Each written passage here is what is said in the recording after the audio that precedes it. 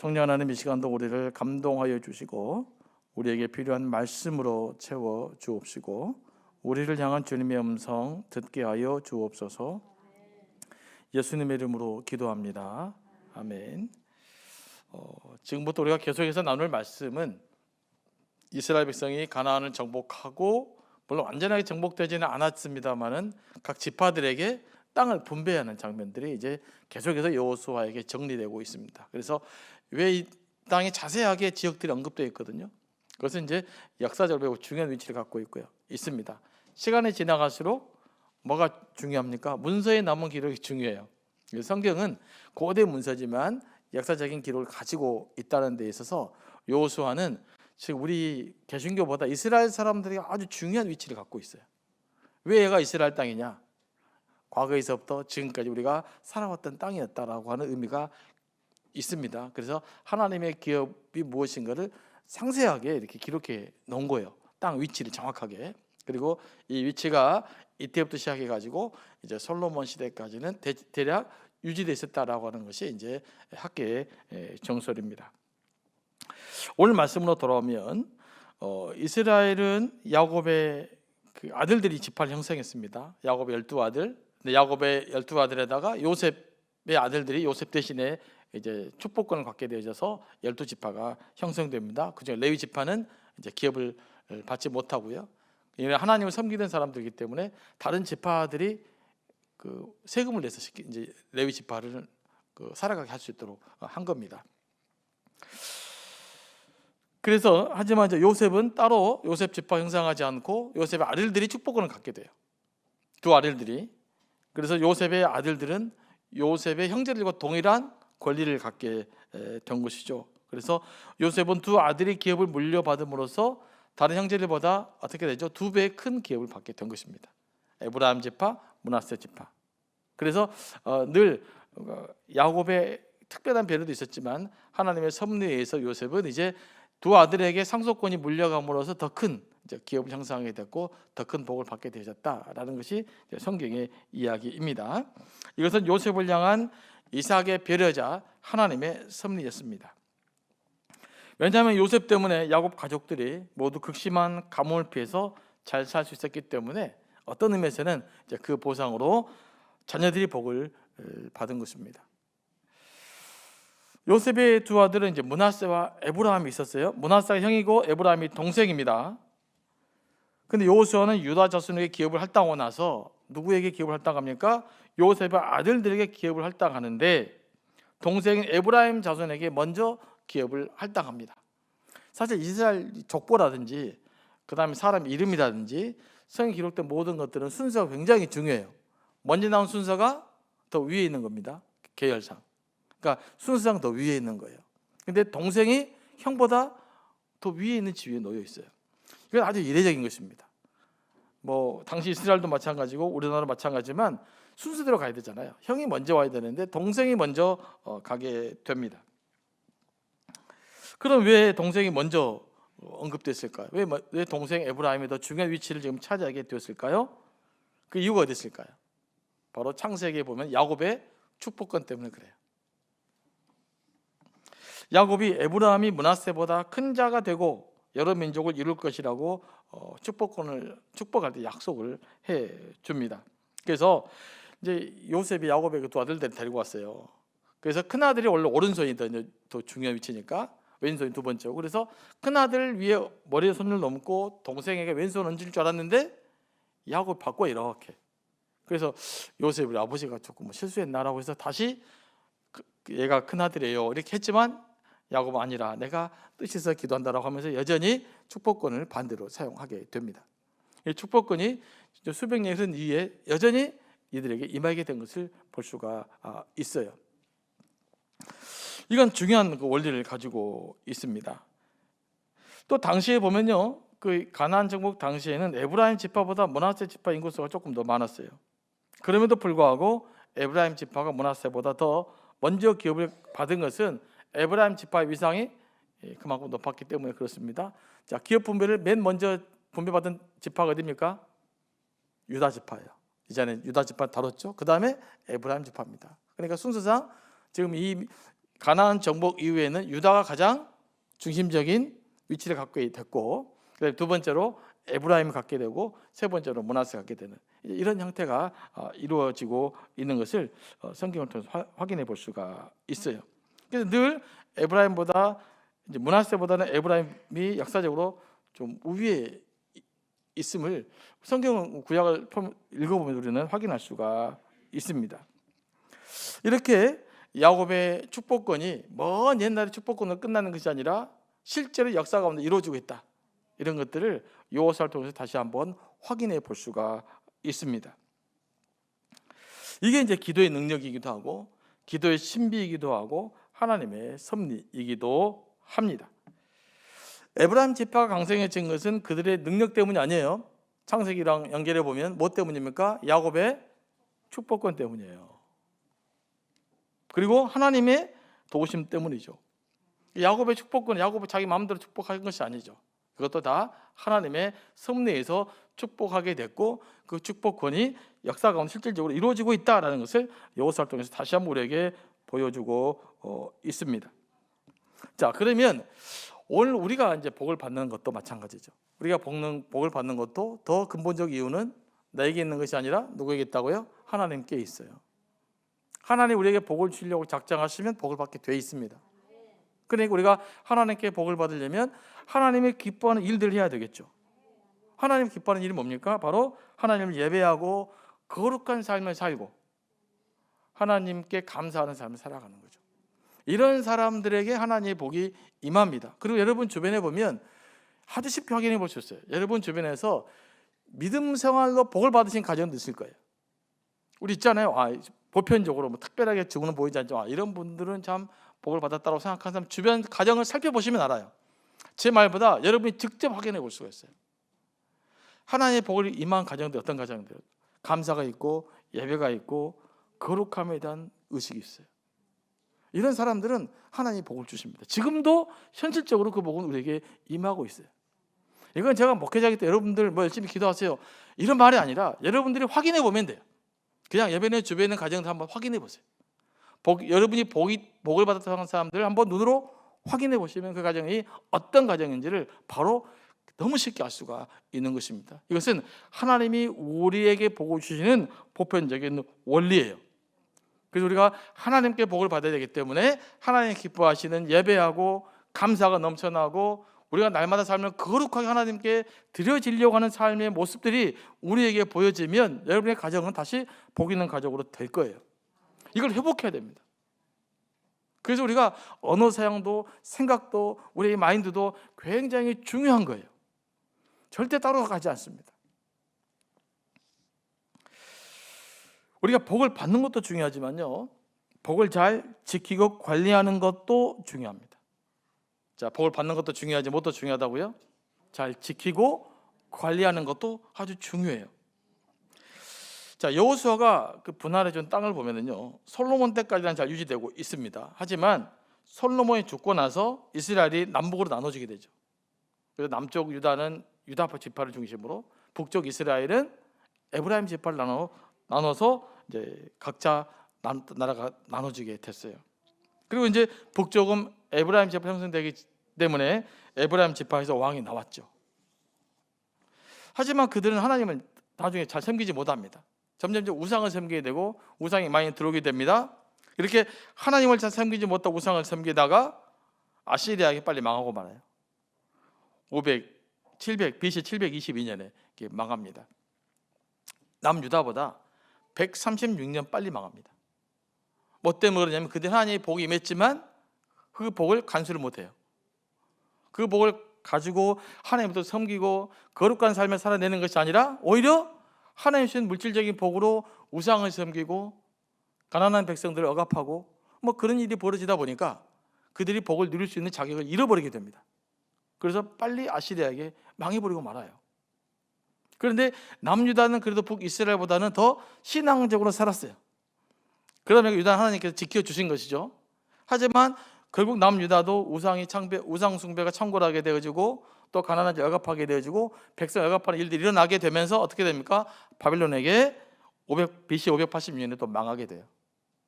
그러니까 하나님이 원래 그들에게 가나안 땅에다 놀라운 복을 주셨지만 그것들을 간수하지 못하고 하나님 중심에 살지 못하고 세상적 중심의 삶, 우상을 숭배하는 삶으로 전락됐을 때는 그들도 여전히 축복권이 유지되지 못했다는 겁니다. 남녀도 유지되지 못했다는 거예요. 여러분, 우리가 하나님의 복에 대해 기억해야 될 것이 있는데요, 하나님 우리에게 주신 복은 구원의 은총을 제외하고는, 구원의 은총은 일방적인 복이지만 구원의 은총을 제외하고는 일방적이잖아요. 하나님 우리의 삶을 보십니다. 우리의 믿음을 보십니다. 우리가 어떤 믿음을 가지고 있느냐, 우리 삶이 어떠냐에 따라 하나님 우리에게 복을 주시기도 하고 걷어가시기도 한다는 것입니다. 그러면 하나님이 예비하신 지속적인 복을 받기 위해서 뭘 해야 되는가? 믿음이 살아있어야 되고 예배가 살아있어야 되고 삶을 거룩하게 살려고 하는 열망이 있어야 돼요. 그래도 세상과는 다르게 살아야 되겠다. 내가 세상 사람들보다 더 진실하게 살아야 되겠다. 내가 세상 사람들 더 거룩하게 살아야 되겠다라고 하는 그 마음의 결단들이 있을 때 하나님의 축복이 요요하게 지속된다라고 하는 것입니다. 우리가 이것을 결코 잊어버리면 안 됩니다. 자, 다시 한번 말씀드립니다. 구원의 은총은 일방적이지만 다른 우리의 삶의 복은 여러분의 삶과 직접 관련이 있어요. 어떻게 예배하느냐, 하나님 어떻게 바라보고 있느냐, 내 삶을 어떻게 살아내느냐, 여기에 하나님의 축복권이 임하기도 하고 걷어갈 수 있다는 사실들을 우리가 명확하게 인식할 수 있어야 됩니다. 이렇게 하나님의 복에 대해서 총체적인 것을 이해하지 못하면 오해를 해요. 우리의 모든 하나님 주권이야, 우리 삶과 전혀 상관이 없어, 이렇게 이야기하는 건 성경을 잘못 알고 있는 거예요. 해석을 잘못한 거예요.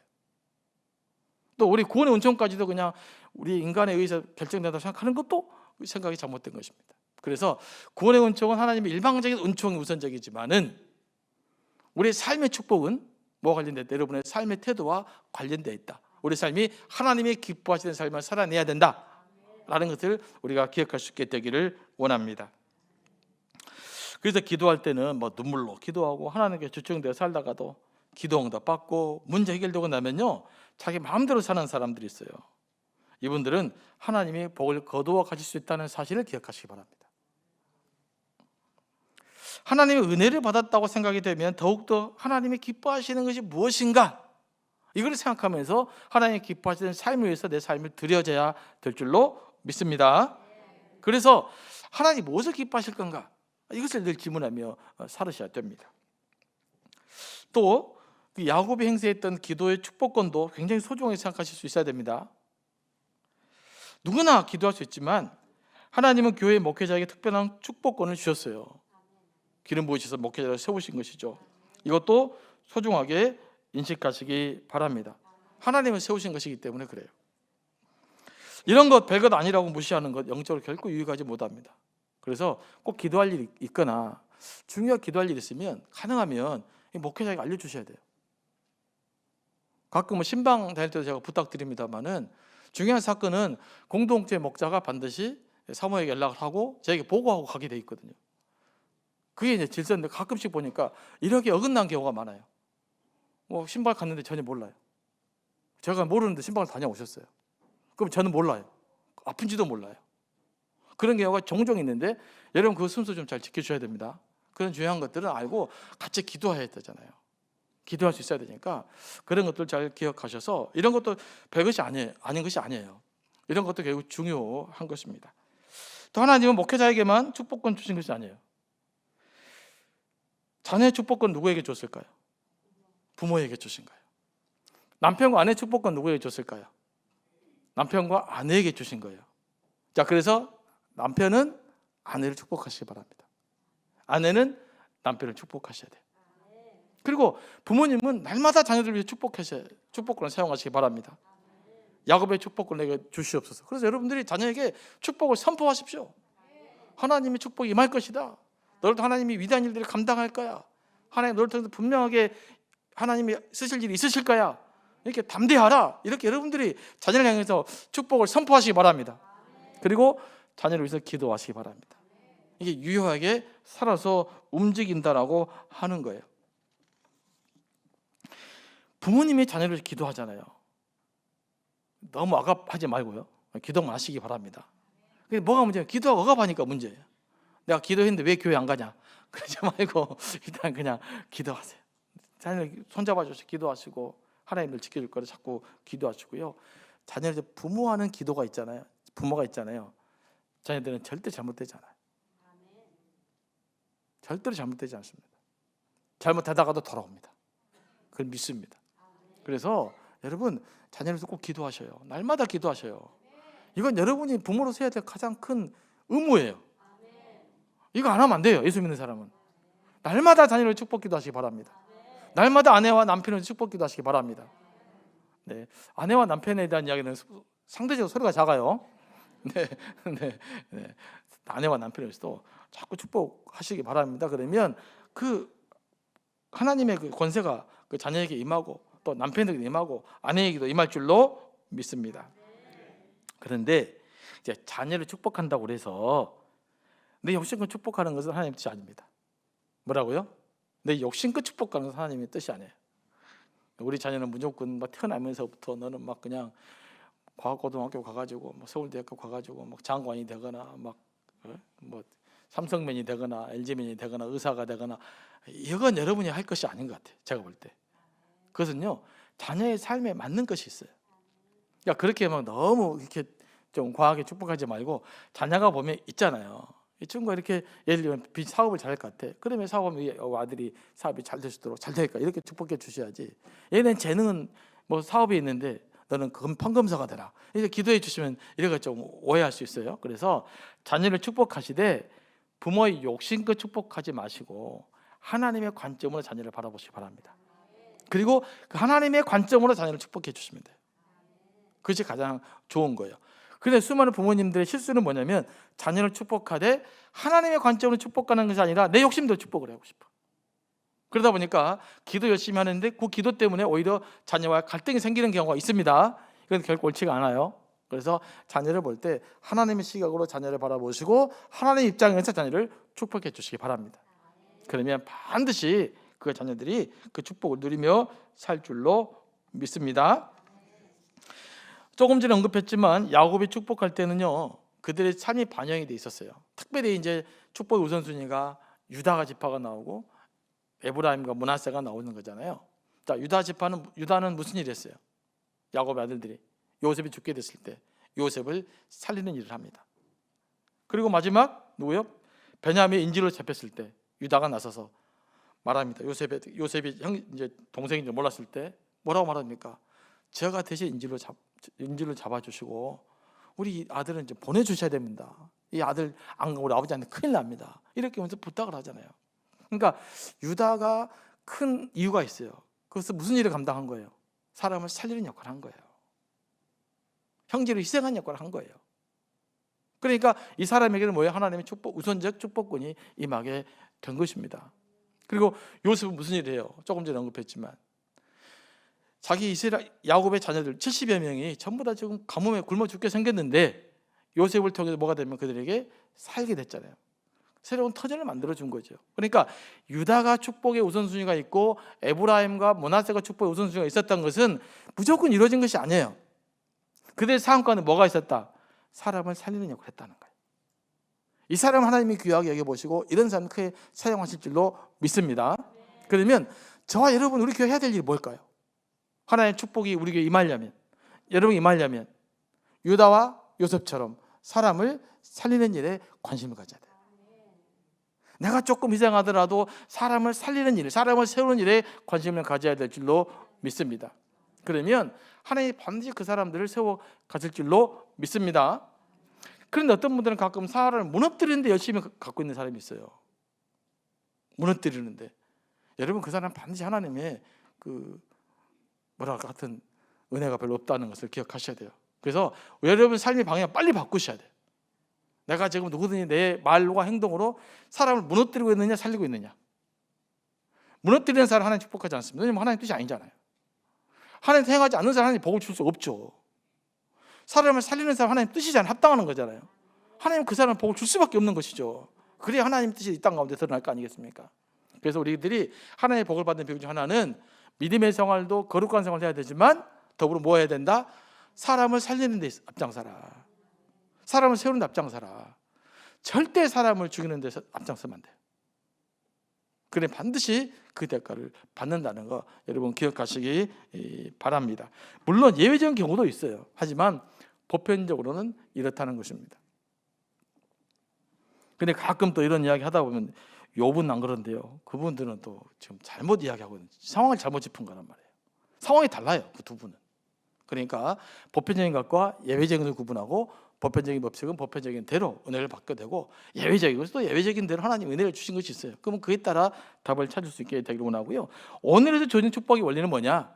하나님이 기뻐하시는 삶을 살아야 된다. 그리고 부모나 이런 축복권은 굉장히 중요하다. 그래서 축복 기도를 잘 사용하셔야 된다. 또 하나님이 복을 받을 때는 그냥 복을 주시는 것이 아니라 우리 삶을 보신다. 우리 삶이 항상 사람을 살리고 세우는데, 우리가 힘쓸 때 하나님의 축복이 더 임한다. 이 사실을 굳게 붙들고 하나님의 축복이 임하는 또 저와 여러분이 되기를 원합니다.